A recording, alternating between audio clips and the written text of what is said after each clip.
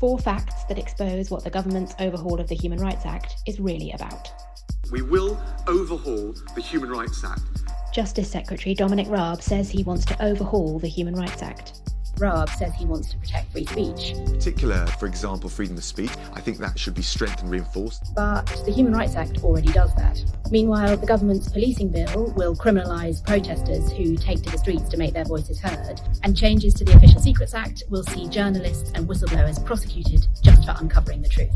This is a government that protects only the kind of free speech that it wants to hear. The Justice Secretary says he wants to strengthen the credibility of human rights, but in fact what his proposals will do is make it much harder for people to enforce their rights in court. Dominic Raab says he wants the UK Supreme Court to have the last word on rights, but his plans will mean that more people will be unable to vindicate their rights here at home and will have to take their cases to the European Court.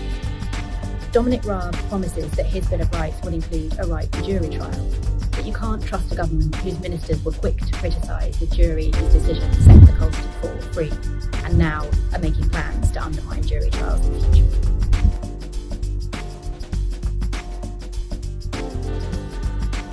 So what's all this really about?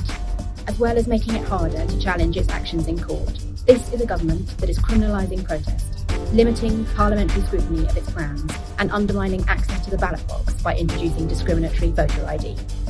Overhauling the Human Rights Act is just another part of the government's plan to stop people holding it to account and rewrite the rules so that only they can win. But the one thing that's clearer than their agenda is that this government U-turns under public pressure.